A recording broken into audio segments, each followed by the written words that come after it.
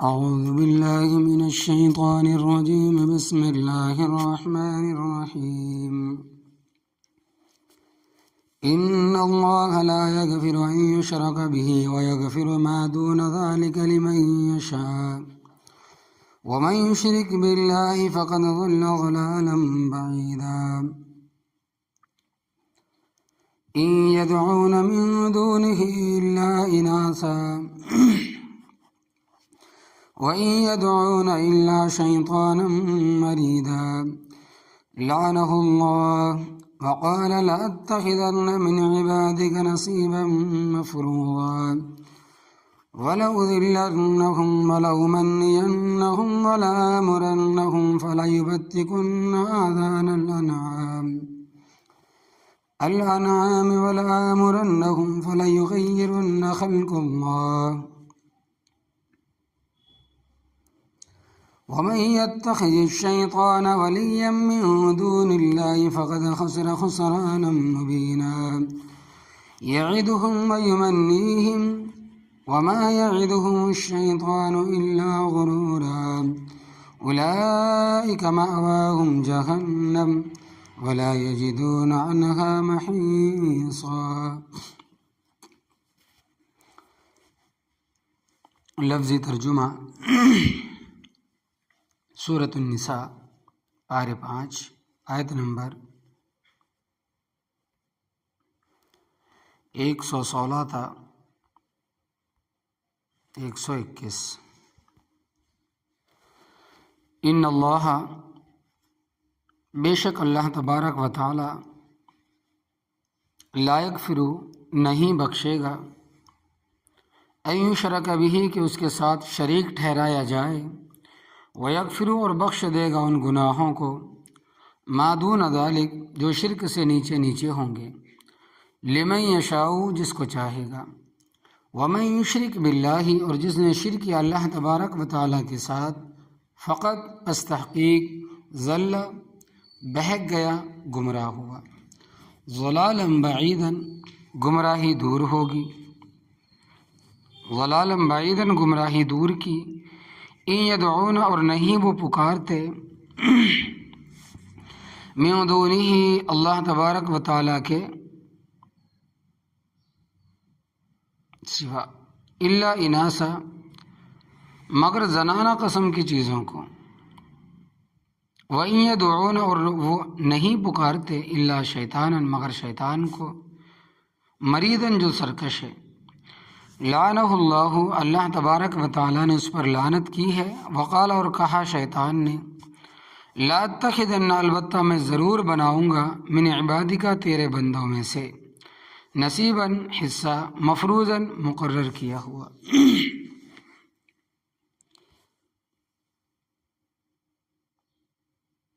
وَلَأُذِلَّنَّهُمْ اور البتہ میں ضرور ان کو گمراہ کروں گا وَلَأُمَنِّيَنَّهُمْ اور البتہ میں ضرور ان کو آرزویں دلاؤں گا وَلَآمُرَنَّهُمْ اور البتہ میں ضرور ان کو حکم دوں گا فَلْيُبَتِّكُنَّ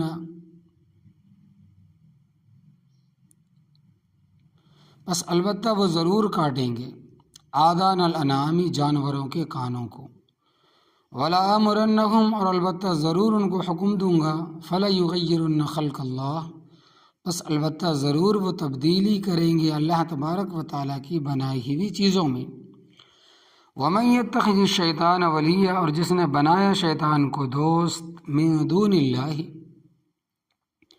اللہ تبارک و تعالیٰ کے سوا فقد خسر خسرانا مبینا پس تحقیق اس نے نقصان اٹھایا کھلا نقصان یعیدہم شیطان ان کے ساتھ وعدہ کرتا ہے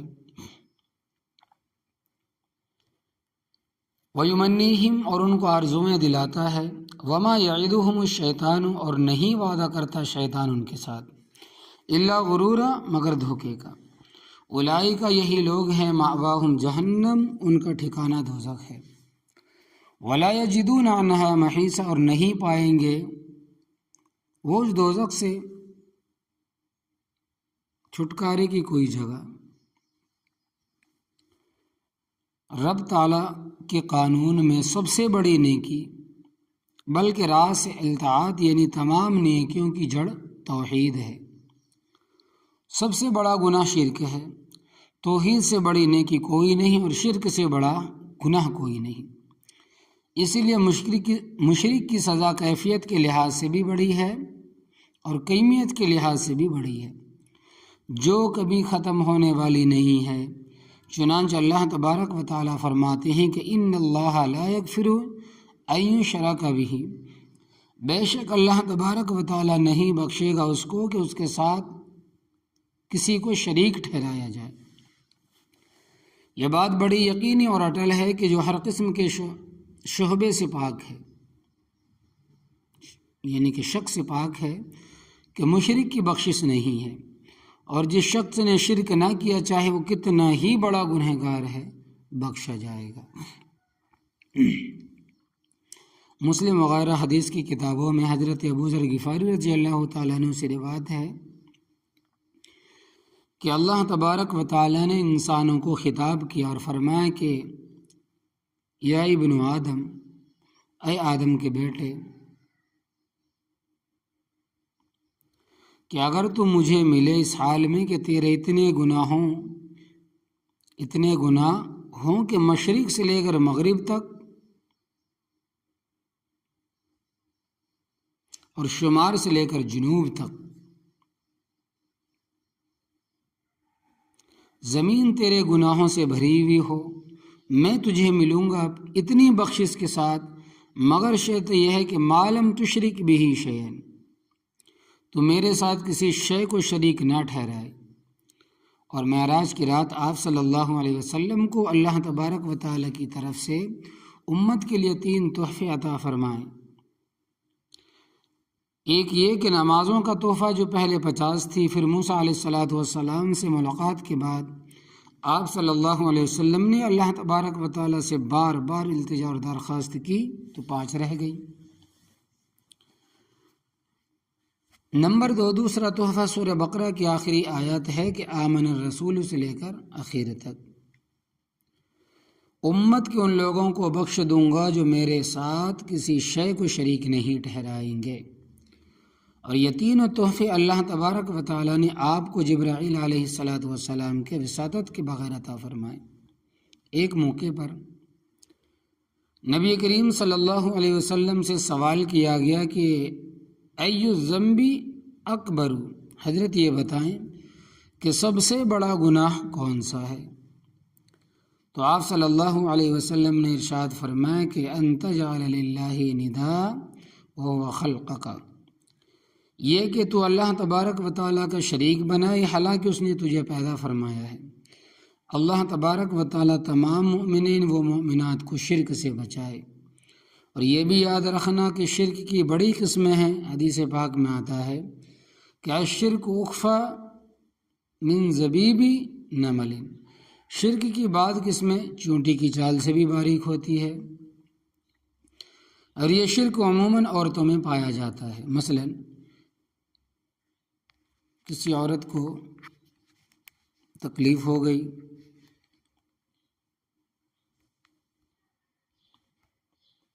یہ بھی یاد رکھنا کہ شرک کی بڑی قسمیں، حدیث پاک میں آتا ہے کہ الشرک اخفی من زبیب نمل، شرک کی بعض قسمیں چیونٹیوں کی چال سے بھی باریک ہوتی ہے، اور یہ شرک عموماً عورتوں میں پایا جاتا ہے۔ مثلاً کسی عورت کو تکلیف ہو گئی تو کہے گی کہ فلاں عورت ہمارے گھر سے ہو کر گئی ہے، جس کی وجہ سے میں بیمار ہو گئی ہوں، فلاں آئی تھی اس لیے مجھے کھانسی ہو گئی، فلاں عورت آئی تھی اس لیے میرا بچہ مر گیا، فلاں آئی تھی تو یہ کیا ہو گیا، فلاں کا یہ سایہ پڑ گیا تو یہ حد ہو گیا۔ یہ سب شرک کی قسمیں ہیں، اور اس عقیدے سے نماز روزے سب برباد ہو جاتے ہیں، کسی کے آنے سے جانے سے کچھ نہیں ہوتا۔ تو فرماتے ہیں کہ بیٹیوں، مسئلہ اچھی طرح سمجھ لو کہ بیماری تندرستی سب اللہ تبارک و تعالیٰ کی طرف سے ہے۔ نظر کا لگ جانا بھی حق ہے، اس میں بھی کوئی شک نہیں، مگر ہر بیماری کی کڑی اس سے ملانا کہ فلاں آئی تھی تو یہ ہو گیا، یہ غلط اور شرک ہے۔ طبعی طور پر بیماریاں بھی ہوتی ہے، جو بڑوں کو بھی ہوتی ہے، بچوں کو بھی ہوتی ہے، اللہ تبارک و تعالیٰ شفا دیتے۔ خواہ مخواہ ہر بات پر کہنا کہ فلاں کی نظر لگ گئی اور عورت پھر کر گئی ہے۔ تو توبہ توبہ، اللہ تبارک و تعالیٰ شرک سے بچائے۔ اللہ تبارک و تعالیٰ مشرک کی بخشش نہیں فرمائیں گے، تو اس وجہ سے فرمایا کہ وَيَغْفِرُ مَا دُونَ ذَلِكَ لِمَن يَشَاءُ، اور بخش دے گا ان کے گناہوں کو، اور بخش دے گا ان گناہوں کو جو شرک سے نیچے نیچے ہوں گے، جس کو چاہے گا، کیونکہ وہ مجبور نہیں۔ اسی پارے میں اس سے 2 رکوع پہلے آپ پڑھ چکے کہ مومن کو قتل کرنا بڑا سنگین جرم ہے۔ اگر کوئی شخص مومن کے قتل کو حلال سمجھ کر کرتا ہے تو کافر ہے، اور اسی طرح کسی بھی گناہ کو جو حلال سمجھتا ہے وہ کافر ہوگا، اس کی بخشش نہیں ہوگی۔ اور گناہ کو گناہ سمجھ کر کرنے والا کافر نہیں ہے، گنہگار ہے، اس کی کسی نہ کسی وقت بخشش ہو جائے گی۔ وہ اس طرح کہ مثلاً اللہ تبارک و تعالیٰ کے مقتول کے وارثوں کو فرمائیں کہ تم اس کو معاف کر دو، اس کے بدلے میں میں تمہیں معاف کرتا ہوں، اور جنت میں بلند بلڈنگ عطا کرتا ہوں، تو وارث راضی ہو جائیں گے اور معاف کر دیں گے۔ تو قتل جیسے سنگین جرم کی بھی معافی ہے، مگر شرک کی معافی کی گنجائش بالکل بھی نہیں۔ تو اس وجہ سے فرمایا کہ وَمَن يُشْرِكْ بِاللَّهِ فَقَدْ ضَلَّ ضَلَالًا بَعِيدًا، اور جس نے اللہ تبارک و تعالیٰ کے ساتھ شریک کیا پس تحقیق وہ بہک گیا، گمراہ ہو گیا، گمراہی دور کی۔ اگر کوئی شخص اصل راستے کو چھوڑ کر دوسرے راستے پر چل پڑا ہو اور تھوڑا سا چلنے کے بعد احساس ہو گیا تو اس کا واپس لوٹنا آسان ہے، اور جو شخص بھٹک کر بہت دور نکل گیا تو اس کا واپس آنا بہت مشکل، اور ایسے شخص کے لیے بخشش اور مغفرت کی بھی کوئی صورت نہیں ہوتی۔ اور یہ بھی یاد رکھنا کہ ایسی خواہش کے پیچھے لگنا اور اس کو پورا کرنا جس کی شریعت اجازت نہیں دیتی، یہ بھی شرک کے قسموں میں سے ایک قسم ہے۔ چنانچہ 19ویں پارے میں اللہ تبارک و تعالیٰ کا ارشاد ہے کہ ارائیتا، کہ آپ نے اس شخص کو دیکھا ہے کہ من اتخذ الہہ ہوا، جس نے اپنی خواہش کو معبود بنا رکھا ہے، افانت تکون علیہ وکیلا، الفرقان، کیا آپ اس پر نگہبان ہو سکتے ہیں؟ کھانے پینے کی خواہشات ہے، جتنی خواہشات ان کو شرعی قاعدے کے مطابق پورا کرنے کا تو حکم ہے۔ اللہ تبارک و تعالیٰ فرماتے ہیں کہ کلوا واشربو، آپ کھاؤ پیو، وانکحوا الایام منکم، سورہ نور، جن عورتوں کے نکاح نہیں ہوئے ان کا نکاح کرو، ان کا نکاح کرا دو۔ ان کے متعلق اپنی مرضی کرنا اور شریعت کی مرضی کے خلاف چلنا یہ بھی شرک کی ایک قسم ہے۔ ان کے متعلق علامہ اقبال مرحوم فرماتے ہیں کہ دہریت کیا بندہ حرص و ہوا ہونا، دہریت کیا بندہ حرص و ہوا ہونا قیامت ہے، مگر اوروں کو سمجھائے دہریتوں نے۔ زبان سے کیا اگر توحید کا دعویٰ تو کیا حاصل، زبان سے کیا اگر توحید کا دعویٰ تو کیا حاصل، بنایا ہے بت 15 کو اپنا خدا تو نے۔ زبان سے کلمہ پڑھتا اور کرتا اپنی مرضی ہے تو کلمہ پڑھنے کا کیا فائدہ؟ تو لہٰذا یاد رکھنا، کسی بھی کام میں جو شریعت کے خلاف ہو اپنی مرضی کرنا شرک ہے۔ 8واں پارہ سورہ انعام میں اللہ تبارک و تعالیٰ فرماتے ہیں کہ وَإِنْ أَطَعْتُمُوهُمْ وَإِنَّكُمْ لَمُشْرِكُونَ، اگر تم شیطانوں کی اطاعت کرو گے تو بے شک تم بھی مشرک ہو۔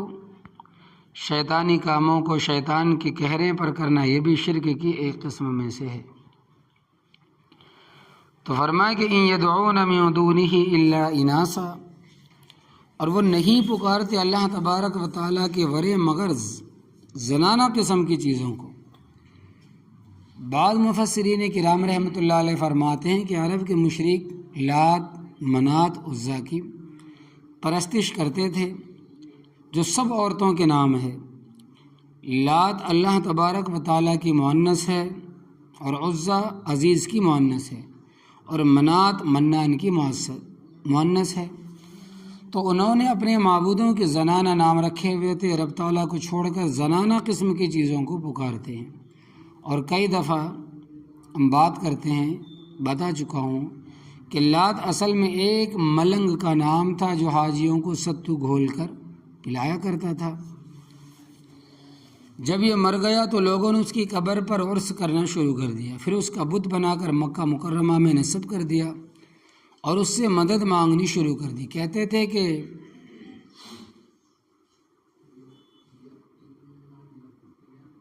اے لات میری مدد کر، یا لات اگسنا۔ اور عزا کی ایک پری تھی جو کہ مکہ مکرمہ سے چند میل کے فاصلے پر کبھی ظاہر ہوتی کبھی چھپ جاتی تھی۔ وہاں پر موٹے موٹے ملنگوں نے ڈیرے لگائے، وہاں پانی بھی تھا، کچھ درخت بھی لگے ہوئے تھے۔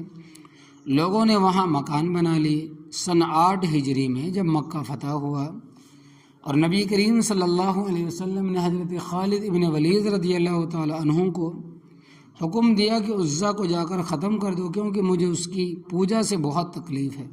وہ گئے، ملنگوں کو بھگایا، درخت کاٹ دیے، مکانات گرا دیے، واپس آ کر رپورٹ پیش کی۔ نبی کریم صلی اللہ علیہ وسلم نے فرمایا کہ تو نے تو کچھ بھی نہیں کیا، کیونکہ عزا کو تو چھوڑ دیا ہے۔ کہنے لگے حضرت وہاں تو کوئی چیز نہیں تھی۔ فرمایا کہ دوبارہ جاؤ اور عزا کو ختم کر دے۔ حضرت خالد ابن ولید رضی اللہ تعالیٰ عنہ دوبارہ گئے تو دیکھا کہ امرأۃ ناشرۃ رأسہا، ایک عورت ہے، اس کے سر کے بال بکھرے ہوئے ہیں، سر میں مٹی ڈال رہی ہے، زور زور سے چیخیں مار مار کر رو رہی ہے، کہہ رہی ہے کفرانک یا عزا، عزا تیرا بیڑا غرق ہو گیا۔ حضرت ابن خالد ولید رضی اللہ تعالیٰ عنہ تلوار لیے اس کا سر قلم کر دیا۔ فرمایا کہ تلک العزا لن تعبد بعد ذلک اليوم، یہ عزا تھی جو ختم ہو گئی اور آج کے بعد اس کی عبادت بالکل بھی نہیں کی جائے گی۔ اور منات بھی ایک آدمی کا نام تھا، یہ معنی بھی کرتے تھے تم اللہ تبارک و تعالیٰ کے کبھی ذات کو چھوڑ کر گمراہوں سے مانگتے ہو۔ جس طرح عورت کمزور ہوتی ہے اس لیے اس کو صنف نازک کہا جاتا ہے، مطلب یہ بنے گا کہ نہیں پکارتے تم اس اللہ تبارک و تعالیٰ کے سوا مگر زنانہ قسم کی چیزوں کو، یعنی کمزور کو پکارتے ہو جو کچھ بھی نہیں کر سکتے۔ دوسری جگہ اللہ تبارک و تعالیٰ فرماتے ہیں کہ یا ایھا الناس ضرب مثل، اے لوگو ایک مثال بیان کی جاتی ہے، فاستمعوا لہ، اسے غور سے سنو۔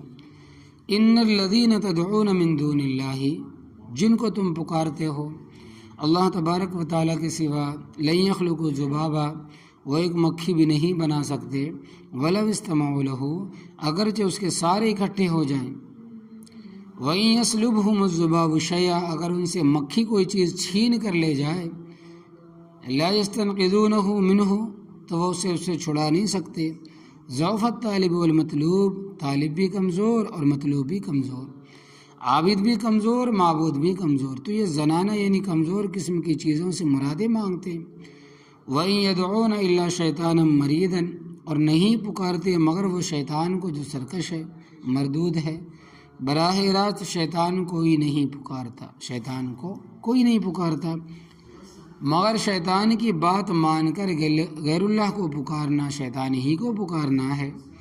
حضرت ابراہیم علیہ السلام نے اپنے باپ آزر کو کہا تھا کہ یا ابت لا تعبد الشیطان، اے میرے باپ شیطان کی پیروی نہ کر، یعنی جو کچھ آپ کر رہے ہیں شیطان یہی چاہتا ہے، لہذا اس کی چاہت کے مطابق کرنا اس کی عبادت ہے۔ رہا شیطان کا شرکس ہونا تو اس کو یہاں سے سمجھو کہ جب اللہ تبارک و تعالیٰ نے فرمایا کہ یا ابلیس ما منعک، اے ابلیس تجھے کس چیز نے منع کیا، ان تسجد لما خلقت بیدی، اس کے آگے سجدہ کرنے سے جس کو میں نے اپنے ہاتھوں سے بنایا۔ شیطان کی سرکشی دیکھو، کہنے لگا کہ انا خیر منہ، میں اس سے بہتر ہوں، خلقتنی من نار وخلقتہ من طین، مجھے تو نے آگ سے پیدا کیا اور اس کو مٹی سے، میں اس کو کیوں سجدہ کروں۔ اور 14واں پارہ سورۃ الحجر میں کہنے لگے کہ لم اکل لاسجد لبشر خلقتہ من صلصال من حمإ مسنون، میں وہ نہیں ہوں کہ سجدہ کروں ایک بشر کو جس کو تو نے کھنکھارتے سڑے ہوئے گارے سے بنایا ہے۔ پھر اللہ تبارک و تعالیٰ کو تانے دینے لگا کہ ھذا الذی کرمت علی بنی اسرائیل، یہ وہ ہے جس کو تو نے میرے اوپر فضیلت بخشی۔ اس سے زیادہ سرکشی اور کیا ہو سکتی کہ ایسے شرکس کے تم تابعدار اور رب تعالیٰ کی بات تم نہیں مانتے۔ لعنہ اللہ، اس مردود شیطان پر اللہ تبارک و تعالیٰ نے لعنت کی ہے۔ وقال، اور شیطان نے کہا کہ لا تتخذن من عبادک، البتہ ضرور بناؤں گا میں تیرے بندوں میں سے نصیبا مفروضہ، حصہ مقرر کیا ہوا، سارے تیرے بندے نہیں رہنے دوں گا، میں اپنے بندے بھی بناؤں گا۔ کیا کروں گا کہ ولا اضلنہم، ان میں ان کو ضرور گمراہ کروں گا، ولا امنینہم، اور البتہ ضرور میں ان کو آرزویں دلاؤں گا، گناہ پر آمادہ کر کے کہوں گا کوئی بات نہیں، اللہ بڑا مہربان ہے، رحیم ہے۔ ولا آمرنہم، اور البتہ میں ان کو ضرور حکم دوں گا، فلا یبتکن آذان الانعام، پس وہ ضرور کاٹیں گے جانوروں کے کانوں کے۔ مشرک اس طرح کرتے کہ جانوروں کا کان کاٹ، تھوڑا سا کاٹ کر نشان لگا دیتے اور کہتے کہ یہ لات کے وقف ہے، لات کے لیے وقف ہے، اور یہ عزا کے لیے وقف ہے۔ جس طرح تم باہر جاؤ حیدرآباد یا کہیں بھی، تمہیں بازاروں میں آوارہ پھرتی گائے نظر آئیں گی، اور گلے میں ان کے کپڑا بندھا ہوا ہوگا، ان کی کان کٹے ہوئے ہوں گا، کوئی مالک نہیں۔ یہ مشرک قسم کے لوگوں نے اپنے پیروں کے نام پر وقف کی ہوئی ہے۔ یہی وجہ ہے کہ ان کو چھیڑنا کوئی نہیں، چھیڑتا بھی کوئی نہیں، چھیڑنا بھی کوئی نہیں، بلکہ یہ گائے اگر کسی سودے میں منہ مارے تو بڑے آرام سے کہتے ہیں کہ بابا جی پیچھے ہو جاؤ، اس کو مارتے نہیں ہیں، کسی بابا جی کو مارنے سے نقصان نہ ہو جائے۔ ہندی تو واقعتاً گائے کو ماتا کہتے تھے، اور اب مسلمانوں بھی اس کو ماں بنایا لیا ہے۔ 7ویں پارے میں اللہ تبارک و تعالیٰ نے اسی کی تردید فرمائی ہے کہ ما جعل اللہ من بحیرۃ ولا سائبۃ ولا وسیلۃ ولا حام ولکن الذین کفروا یفترون علی اللہ الکذب واکثرهم لا یعقلون۔ اللہ تبارک و تعالیٰ نے نہ تو بحیرہ کو چیز بنائی ہے، اور نہ سائبہ، اور نہ وسیلہ، اور نہ حام، بلکہ کافر اللہ تبارک و تعالیٰ پر جھوٹ افترا باندھتے ہیں اور یہ اکثر عقل نہیں رکھتے۔ لہذا یاد رکھنے جو بکرے چھترے قبروں پر چڑھاوا چڑھاتے ہیں یہ شرک ہے۔ بڑا جانور تو درکنار، ایک مکھی کی وجہ سے ایک آدمی جنت میں گیا اور ایک آدمی جہنم میں گیا۔ حضرت طارق ابن شہاب رضی اللہ تعالیٰ عنہ صحابی ہے، اور ایک ہے طارق ابن زیاد رحمۃ اللہ علیہ، وہ طبہ تابعین میں سے ہے جنہوں نے اندلس فتح کیا تھا۔ یہ طارق ابن شہاب ہے، ترجمان السنہ میں امام محمد ابن حنبل رحمۃ اللہ علیہ کے حوالے سے روایت ہے کہ وہ فرماتے ہیں کہ نبی کریم صلی اللہ علیہ وسلم نے فرمایا کہ صرف ایک مکھی کی وجہ سے ایک شخص جنت میں داخل ہوا اور دوسرا دوزخ میں۔ لوگوں نے تعجب سے پوچھا کہ یا رسول اللہ یہ کیسے؟ فرمایا کہ کسی قوم کا ایک بت تھا، ان کا دستور تھا کہ کوئی شخص اس پر چڑھاوا چڑھائے بغیر ادھر سے گزر نہیں سکتا تھا۔ اتفاق سے وہ شخص ادھر سے گزرے۔ ان لوگوں نے اپنے دستور کے مطابق ان میں سے ایک شخص نے کہا کہ نیاز چڑھا، وہ بولا کہ اس کے لیے میرے پاس کچھ بھی نہیں۔ بولے کچھ نہ کچھ تو چڑھا دو، ضرور چڑھاؤ، خواہ ایک مکھی ہی صحیح۔ اس نے ایک مکھی چڑھا دی، اس وجہ سے وہ دوزخ میں گیا۔ انہوں نے اس کو چھوڑ دیا۔ اب دوسرے سے کہا کہ تو بھی کچھ چڑھاوا چڑھا۔ اس نے کہا کہ میں تو اللہ تبارک و تعالیٰ کی ذات کے سوا کسی اور کے نام پر نیاز نہیں دے سکتا۔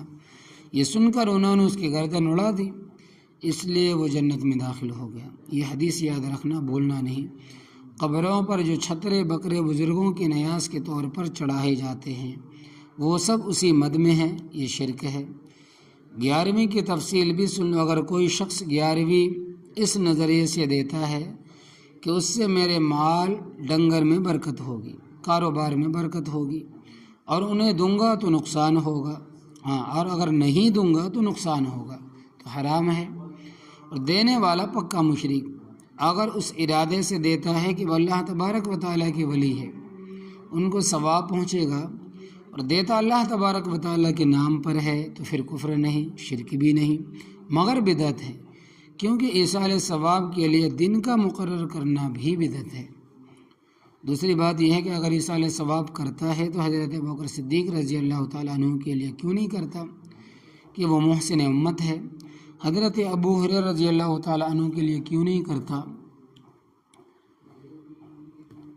اور ہزاروں لاکھوں ولی ہے ان کے لیے کیوں نہیں کرتا؟ صرف 11ویں تاریخ کو کرتا ہے، آگے پیچھے کیوں نہیں کرتا؟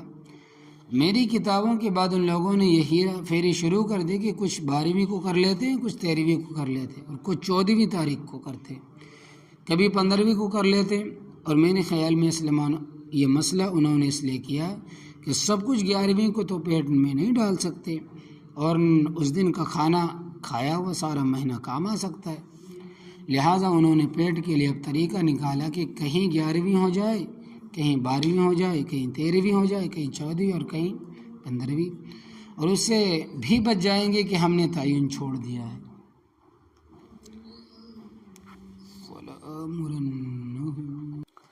وَلَآمُرَنَّهُمْ، اور شیطان نے کہا کہ میں ان کو ضرور حکم دوں گا، فَلَيُغَيِّرُنَّ خَلْقَ اللَّهِ، بس البتہ وہ ضرور تبدیلی کریں گے اللہ تبارک و تعالیٰ کی بنائی ہوئی چیزوں میں۔ تفسیر کبیر وغیرہ میں آتا ہے کہ داڑھی کا منڈوانا اللہ تبارک و تعالیٰ کی تخلیق کے بدلنے کی مد میں ہے، کیونکہ مردوں کے لیے اللہ تبارک و تعالیٰ نے داڑھی بنائی ہے، مٹھی سے کم کریں یا بالکل منڈوائیں، دونوں کا ایک ہی حکم ہے۔ اسی طرح اگر عورتیں اپنے سر کے بال کٹوائیں تو یہ بھی اللہ تبارک و تعالیٰ کو تخلیق کے بدلنے میں ہے۔ اسی طرح بعض عورتیں بھویں صاف کرتی ہے، وہ بھی اسی مد میں ہے۔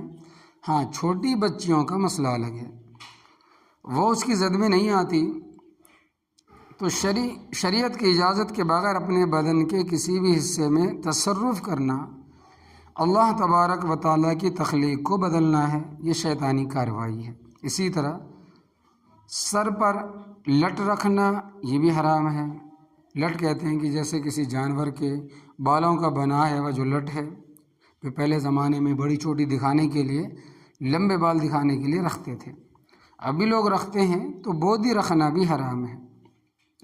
یا تو استرا پھرائے، ٹنڈ کرائے یا پٹے رکھے، اس کے سوا شریعت میں کوئی صورت نہیں ہے۔ فرمائے کہ وَمَن يَتَّخِذِ الشَّيْطَانَ وَلِيًّا مِّن دُونِ اللَّهِ، اور جس نے بنایا شیطان کو دوست اللہ تبارک و تعالیٰ کے سوا، فقد خسر خسران مبینا، پس تحقیق اس نے نقصان اٹھایا، کھلا نقصان اٹھانا۔ یعدہم، شیطان ان کے ساتھ وعدہ کرتا ہے، ویمنیہم، اور ان کو آرزویں دلاتا ہے، وما یعدہم الشیطان الا غرورا، اور نہیں وعدہ کرتا شیطان ان کے ساتھ مگر دھوکے کا۔ اولئک مأواہم جہنم، یہی لوگ ہیں ان کا ٹھکانہ دوزخ ہے۔ ولا یجدون عنہا محیصا، اور نہیں پائیں گے دوزخ سے چھٹکارے کی کوئی بھی جگہ۔